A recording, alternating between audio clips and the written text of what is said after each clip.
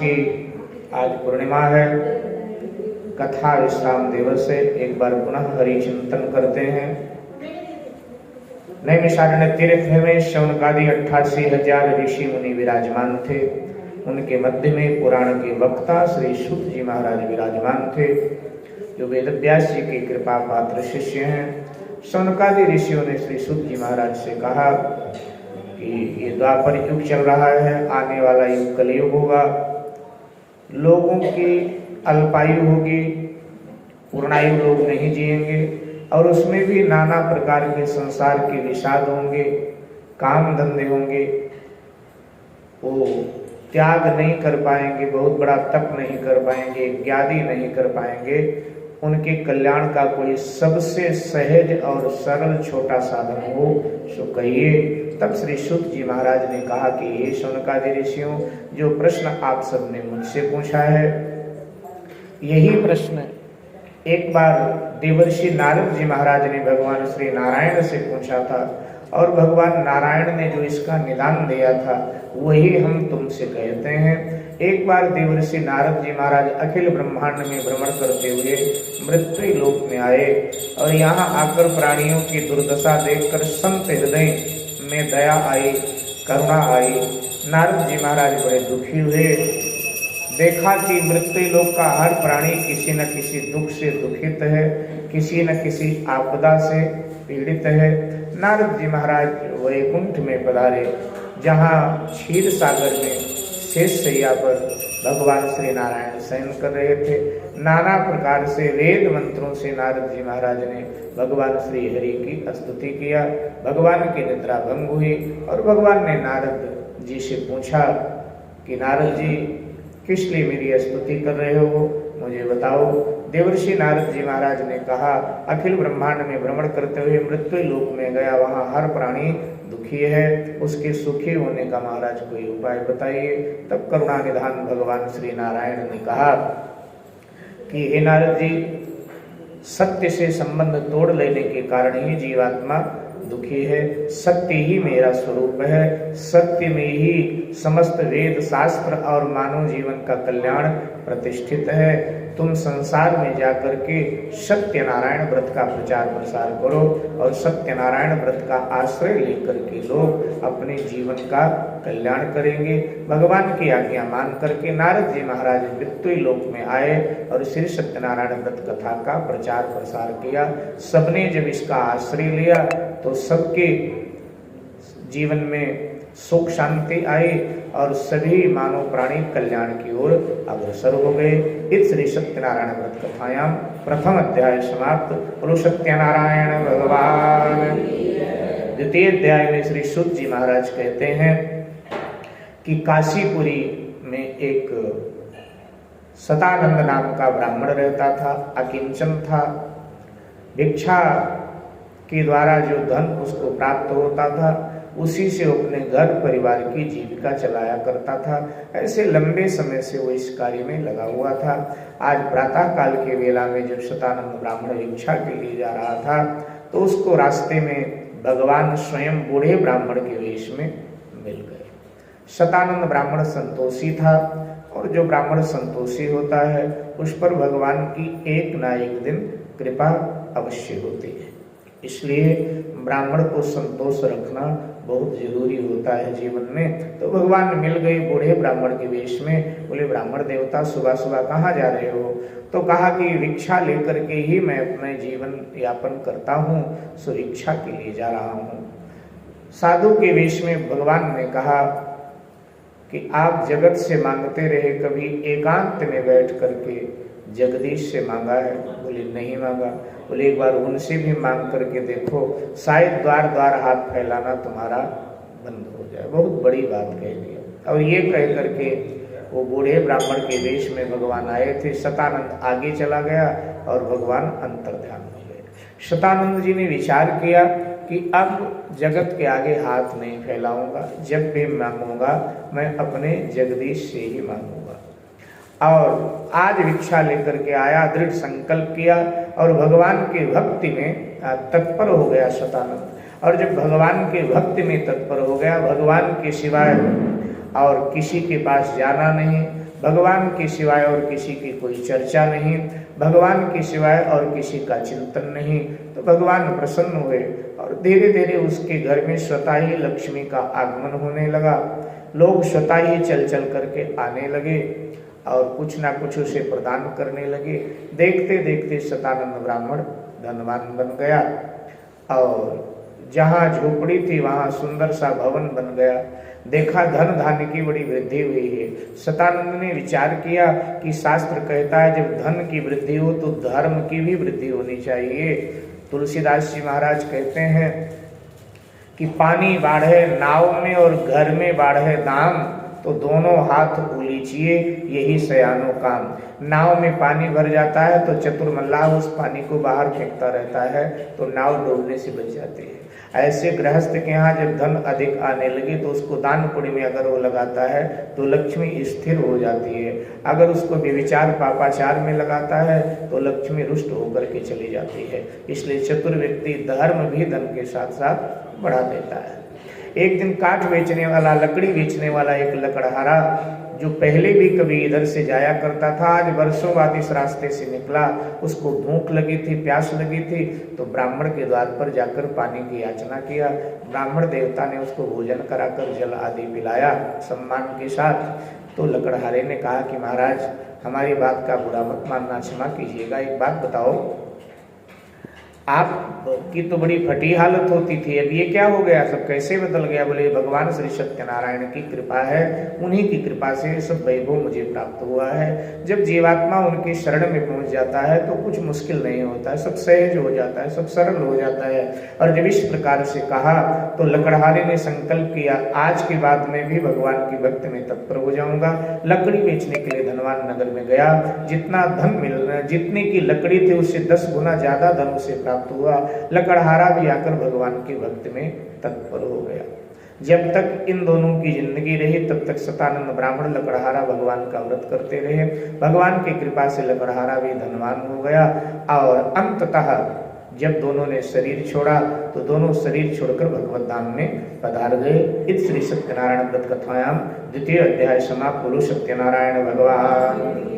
तृतीय अध्याय में श्री सुत जी महाराज सनकादि ऋषियों से कहते हैं कि दक्षिण में उल्कामुख नाम का एक राजा हुआ। उल्कामुख राजा बड़ा धर्मात्मा था, जितेंद्रिय था, उसकी पत्नी भी बड़ी धर्मात्मा थी। उन्होंने धर्म से प्रजा पर शासन किया और जब अपनी वृद्धा अवस्था देखी तो अपने पुत्र को राज्य दे करके स्वयं भद्रशिला नाम की नदी के तट पर आए, दक्षिण में बहती है। तो भद्रशिला नदी नाम की नदी के तट पर आए। उन्होंने भगवान श्री सत्यनारायण का वहाँ एक स्वर्ण निर्मित मंदिर बनाया, स्वर्ण का मंदिर बनाया भगवान श्री सत्यनारायण का। और राजा रानी वहीं रह करके भगवान का भजन भक्ति करने लगे, तत्पर रहने लगे भगवान की भजन भक्ति में। एक साधु नाम का बनिया जो बहुत बड़ा व्यापारी था, व्यापार करने के लिए गया था, जलयान से आ रहा था। वहीं नदी के तट पर जलयान लगाया और बाहर आया तो देखा राजा रानी भगवान की भक्ति में तत्पर हैं। जाकर इसने भी प्रणाम किया, बैठ गया। और जब साधना से वो बाहर आए तो प्रणाम किया राजा रानी को और कहा आप ये क्या कर रहे हैं, इसके करने से लाभ क्या होता है? तो कहा कि देखो साधु बनिया, तुम व्यापारी हो और व्यापारी हर जगह लाभ ही देखता है, बाकी नुकसान यहाँ भी नहीं होने वाला है। भगवान के विषय में लाभ हानि की बात नहीं सोचनी चाहिए, भगवान की भक्ति करनी चाहिए। वो दुख दें या सुख दें उससे में राजी रहना चाहिए, लेकिन लाभ की बात पूछते हो तो भगवान की भक्ति से क्या नहीं मिलता है? भगवान प्रसन्न हो जाए तो सर्वस्व अपने भक्त को दे दिया करते हैं। साधु बनिया ने कहा कि देखो मेरे कोई संतान नहीं है और मैं अगर मुझे कोई बेटा बेटी मेरे घर हो जाए तो मैं भी भगवान सत्यनारायण की कथा सुनूंगा, व्रत करूंगा, इनके भक्ति में तत्पर हो जाऊंगा। राजा ने कहा भगवान कृपा करें तो अवश्य हो जाएगा। मनोती मान करके साधु बनिया अपने ग्रह आया। समय आगे बढ़ा, अपनी पत्नी के साथ संसारी भोग में प्रवृत्त हुआ। उसकी पत्नी जो थी लीलावती गर्भस्थ अवस्था में आ गई। धीरे धीरे समय आगे बढ़ा। जब समय पूर्ण हुआ तो इसने कन्या को जन्म दिया। कन्या का नाम कलावती रखा गया। कलावती कन्या द्वितीया के चंद्र के समान बढ़ने लगी। अब सेठानी ने साधु बनिया से कहा कि देखो, मनौती हमारी पूरी हुई, सत्यनारायण भगवान की कथा सुननी चाहिए, व्रत करना चाहिए। बोले अभी इतनी जल्दी क्या है, जब ये बड़ी हो जाएगी तब हम अवश्य सत्यनारायण कथा सुनेंगे, व्रत करेंगे। और ये कहकर व्यापार करने के लिए चला गया। लंबे समय के बाद में लौटा तो देखा उसकी बेटी युवा हो गई है, जवान हो गई। लिखा कि बेटी को पहचान ही नहीं पाया। बोला ये कौन है? तो कहा ये बेटी तो है आपकी। अरे इतनी बड़ी, ये तो जवान हो गई, विवाह की हो गई। हाँ, अब व्रत कर डालो, सत्यनारायण भगवान की कथा सुन लो। तो साधु बनिया ने कहा जब विवाह होगा तो पंडित जी आएंगे, और जब आएंगे तो वहीं एक साथ दोनों काम हो जाएगा। अगर अलग अलग करेंगे तो खर्चा भी ज़्यादा होगा। और बात को टाल गया।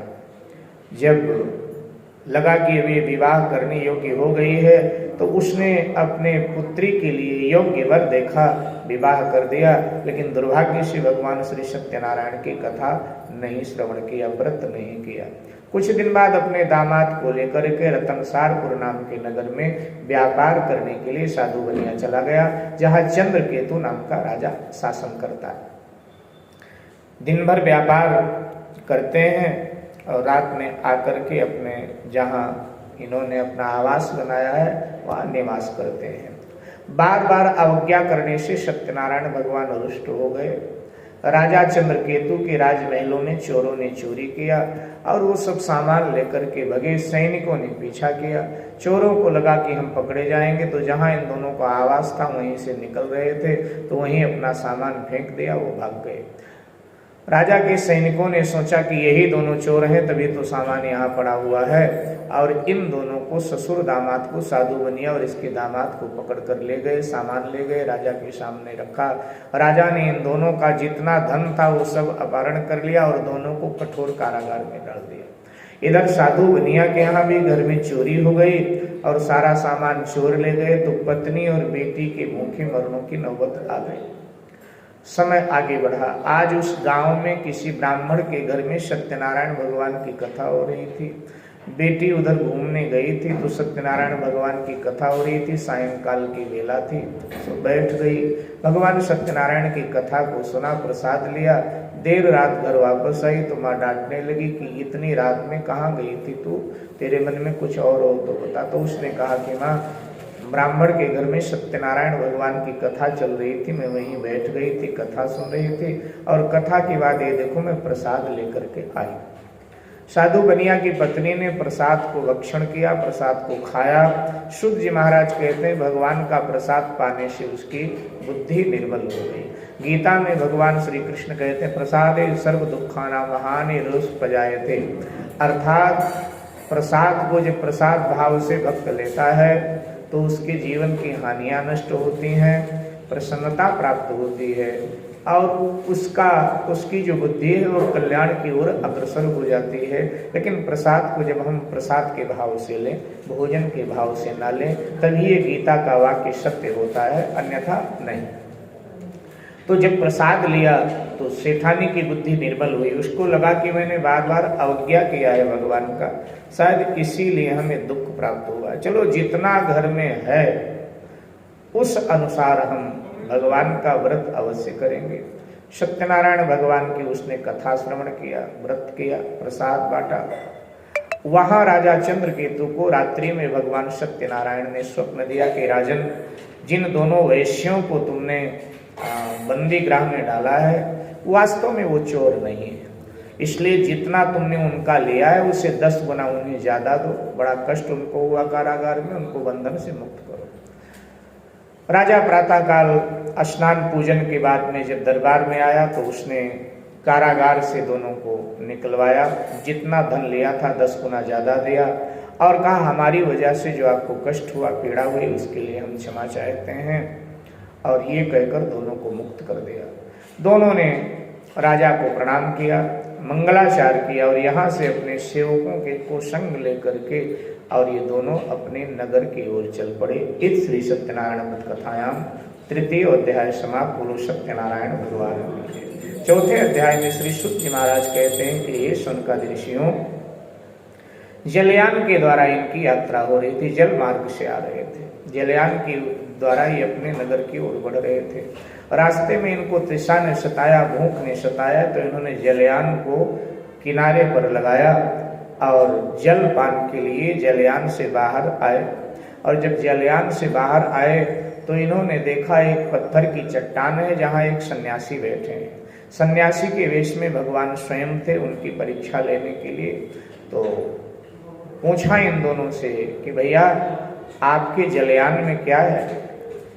तो कहा कि हमारे जलयान में चाहे बेल के पत्ते हों, आपको क्या लेना देना। इनको लगा सन्यासी है, कुछ लेना चाहता होगा, मांगना चाहता होगा। तो इस तरह से उत्तर दिया। सन्यासी के वेश में भगवान ने कहा जैसा आपने कहा है ऐसा ही। ये दोनों भोजन करके जब जलयान पर गए तो बेल के पत्ते ही पत्ते भरे थे। सेवकों से कहा ये क्या हुआ? बोली पता नहीं, अचानक सब बेल के पत्ते आ गए और धन पता नहीं कहाँ गायब हो गया, कुछ समझ नहीं आया। तब इन दोनों को लगा कि ये जरूर कोई सिद्ध महापुरुष हैं और दोनों ने आकर के चरण पकड़ लिया और कहा कि महाराज आप कोई सिद्ध पुरुष हैं, हम पर कृपा करें। रोने लगे। भगवान को दया आई। भगवान ने कहा कि तुमने बार बार परमात्मा की अवज्ञा किया है, अपराध किया, इसलिए तुम्हें बार बार कष्ट मिला है। जाओ अब ऐसा मत करना, तुम्हारा जलयान धन धान्य से भरा है। जब ये दोनों आए तो देखा इनका जलयान धन धान्य से भरा था। स्वस्ति वाचन किया और यहाँ से फिर आगे की ओर इनकी यात्रा बढ़ी। नगर के नजदीक पहुंच गए तो अपने सेवकों से बोले कि जाकर के हमारे परिवार में जाकर हमारी पत्नी आदि को बता दो कि थोड़ा घर को सजाएं, बस हम थोड़ी ही देर में घर पहुंचने वाले। सेवकों ने आकर के जब आज्ञा दिया, सेवकों ने आकर के जब निवेदन किया तो उस समय इनके घर में सत्यनारायण भगवान की कथा चल रही थी। ब्राह्मण देवता सत्यनारायण भगवान की कथा सुनाने आए थे। कथा चल रही थी, पूर्णिमा की तिथि थी।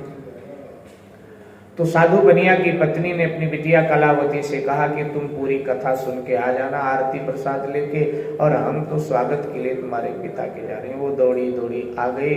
उसके पीछे उसी का अनुसरण उसकी बेटी ने भी किया। उसने पंडित जी से कहा आप कथा कर लेना और भोग लगा के प्रसाद छोड़ देना, दक्षिणा बाद में घर पहुंचा देंगे और आप जो है चले जाना, दरवाजा को बाहर से बंद करके हम जा रहे हैं। वो भी आ गई। सामान सब उतर गया था, सेवक उतर गए थे, साधु बनिया उतर गया था, उसका दामाद उतर रहा था, पांव फिसला, समुद्र में गिर गया, डूब गया। गोताखोर सब उसको ढूंढने लगे, कहीं अता पता नहीं, मिला नहीं। बहुत देर हो गई। उसकी बेटी साधु बनिया की पत्नी साधु बनिया दारुण विलाप करने लगा कि महाराज पिता के सामने बेटी का वैधव्य आ जाए तो पिता के लिए दुर्भाग्य होगा। महाराज हमसे कोई भूल हुई वो क्षमा करें। और जब इस तरह से आर्त होकर प्रार्थना किया तो आकाशवाणी हुई कि बार बार तुमने अपराध किया है, तुम्हारी बेटी ने मेरी कथा का अपमान किया है, मेरी कथा को पीठ दिखाया है। जा करके कथा श्रवण करे, आरती ले, प्रसाद ले, फिर आए, इसका पति मिल जाएगा। साधु बनिया की पत्नी उसकी बेटी दोनों गई, संपूर्ण कथा को श्रवण किया, प्रसाद आदि लिया, आरती लिया। इसके बाद में आए तो फिर वो जीवित ही समुद्र में से मिल गया, बेहोश था। थोड़ी देर के बाद में उसको होश आ गया। मंगलाचार करके यात्रा आरंभ किया, नगर में प्रवेश किया। साधु बनिया जब तक जीवित रहा तब तक भगवान सत्यनारायण का आश्रय लेता रहा और अंततः वो वैकुंठ को प्राप्त करता है। इत श्री सत्यनारायण व्रत कथायाम चौथो अध्याय समाप्त। सत्यनारायण भगवान की जय। 5वें अध्याय में श्री सुत जी महाराज कहते हैं तुंगध्वज नाम का एक राजा था, उसने भी भगवान के प्रसाद का अपमान करके बहुत बड़ा दुख पाया। तुंगध्वज राजा एक बार वन विहार करने के लिए वन में गया था। वन विहार करता करता थक गया तो एक वट वृक्ष के नीचे आकर के वो बैठ गया। बहुत विशाल वट वृक्ष था। एक तरफ पे बैठ गया छाया में, दूसरी तरफ छाया में कुछ ग्वाले भगवान श्री सत्यनारायण की कथा श्रवण कर रहे थे। तो वहां गया नहीं, उधर कथा श्रवण करने के लिए दूर बैठा रहा।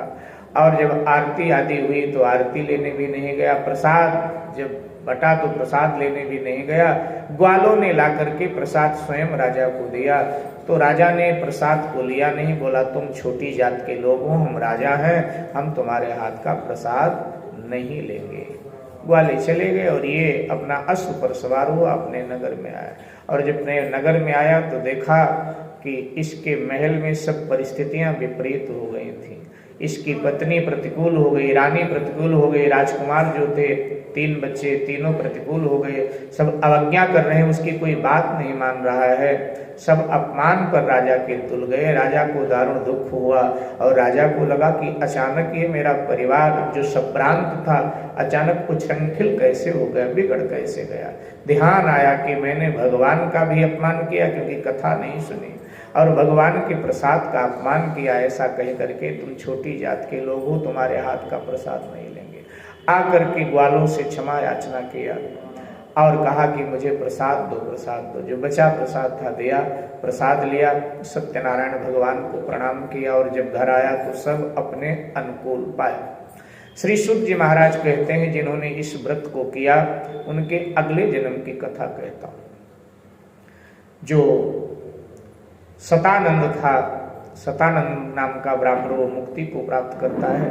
लकड़ी बेचने वाला लकड़हारा अगले जन्म में केवट बनता है और भगवान श्री राम के चरणों को धो करके मुक्ति लाभ को प्राप्त करता है। साधु बनिया अगले जन्म में मौरध्वज नाम का राजा बनता है और अपने पुत्र को आरे से चीरकर ब्राह्मण वेशधारी कृष्ण अर्जुन को अर्पित करके मोक्ष को प्राप्त करता है। तुंगध्वज महाराज अगले जन्म में स्वयं वो मनु बनते हैं और सबको भगवान के भक्ति में लगाते हैं। इस प्रकार जो भगवान श्री सत्यनारायण की कथा श्रवण करते हैं, भगवान श्री सत्यनारायण का आश्रय लेते हैं, उनके जीवन को भगवान धन्य बनाते हैं, मंगलमय बनाते हैं। सत्यनारायण कथा की बहुत महिमा है। श्री शुद्ध जी महाराज कहते हैं कि इस तरह से 5वां अध्याय समाप्त होता है। इत श्री सत्यनारायण कथायां 5वां अध्याय समाप्त। बोलो श्री सत्यनारायण भगवान की जय। 1 मास तक कार्तिक मास 1 मास तक यहाँ भगवान की पावन मंगलमयी कथा गाई गई और आज हनुमान जी की कृपा से निर्विघ्न विश्राम ले रही है। यहाँ जो देवी देवता विराजमान हैं उनसे मैं क्षमा का प्रार्थी हूँ। किसी भी प्रकार की कोई भूल हुई हो तो हमें क्षमा करना, हम आप ही के सेवक हैं, दास हैं और भूल होती है तो हमें क्षमा करेंगे। इस बार कार्तिक मास में 3 विग्रह हमारे यहाँ पधारे। ब्रह्मदेव श्री बेचू बाबा, गोस्वामी श्री तुलसीदास जी महाराज, नंदी जी महाराज पधारे। बड़ी मंगल वेला में ये सब यहाँ पधारे, तो सभी से क्षमा प्रार्थना। साथ में प्रधान जी से भी क्षमा प्रार्थना करता हूँ। किसी भी प्रकार से कोई हमसे त्रुटि हुई हो, वाचन में, गायन में, व्यवहार में, आप क्षमा करेंगे। साथ में सभी श्रोतावृंद, सभी माताएं, सभी बहनें, महिला मंडल, किसी भी प्रकार की कोई त्रुटि हुई हो गायन में, वाचन में, व्यवहार में, वाणी से, क्षमा करें क्योंकि त्रुटि हो ही जाती है। अच्छा, नीचे हम होते हैं तो हमारा आपका लौकिक रिश्ता होता है और जब व्यासपीठ पर हम होते हैं तो हमारा आपका गुरु शिष्य का रिश्ता हो जाता है, क्योंकि ये पीठ मेरी नहीं है, ये व्यास जी की पीठ है, कृष्ण द्वैपायन व्यास की। और जब यहाँ जो व्यक्ति बैठ जाए तो फिर उतनी देर के लिए वो व्यास हो जाता है, इसलिए उसको व्यास बोलते नहीं, कथा कहने वालों व्यास जी महाराज। तो इस नाते कभी कुछ हमने डांट फटकार लगा दिया हो तो फिर वो एक गुरु शिष्य के नाते, और कोई व्यक्तिगत मेरी किसी से कोई शत्रुता नहीं है, सभी से। कबीरा खड़ा बाजार में सबसे मांगे खैर और ना काहू से दोस्ती, ना काहू से वैर। तो किसी से कोई दोस्ती नहीं, किसी से कोई वैर नहीं। तो व्यास के नाते, गुरु के नाते, कि गुरु के पीठ पर इतनी देर हम प्रतिष्ठित होते हैं और आप सब शिष्य के रूप में होते हैं, तो गुरु का अधिकार है कि शिष्य को कुछ ऐसा हो तो वो अधिकार का हमने कभी प्रयोग करके कुछ ऐसा कहा हो, आपको बुरा लगा हो, तो व्यासपीठ से मैं क्षमा का प्रार्थी हूँ। एक बार पुनः सभी से क्षमा का प्रार्थी हूँ। इसी के साथ वेद व्यास जी महाराज कहते हैं भगवान की कथा अनंत है, गाने वाले का अंत है, इसलिए पूरी तरह वो गा नहीं सकता है भगवान की कथा को, क्योंकि अंत वाला अनंत को पूरी तरह न पा सकता है न गा सकता है। तो क्या करें? तो वेद व्यास जी महाराज ने कहा इस मंत्र का 3 बार उद्घोष किया जाए तो जो कमियां होती, चाहे वक्ता से चाहे श्रोता से, सब क्षमा के रूप में बदल जाती हैं। तो आइए हम भी, आप भी। श्री हरे नमः, श्री हरे नमः, श्री हरे नमः। इसी के साथ पवन तनय संकट हरन मंगल मूर्ति रूप राम लखन सीता सहित हृदय बसो सुरभु कथा विसर्जन होत है सुनो वीर हनुमान आसन से प्रभु जाइए सखा सहित भगवान श्री वृंदावन बिहारी लाल की जय जय जय श्री राधे जय जय श्री सीताराम।